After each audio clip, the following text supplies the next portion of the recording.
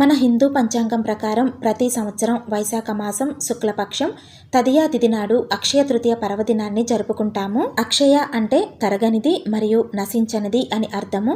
ఈ పవిత్రమైన రోజున ఎలాంటి శుభముహూర్తం చూడకుండా ఏ పని చేసినా విజయం లభిస్తుంది అంటారు. శివుని అనుగ్రహంతో కుబేరుడు సంపదలకు రక్షకుడిగా నియమించబడింది ఈ అక్షయ తృతీయ రోజే. ఈ రోజే త్రేతాయుగం ప్రారంభమైందని, పరశురాముడు జన్మించాడని పురాణాలు చెబుతున్నాయి.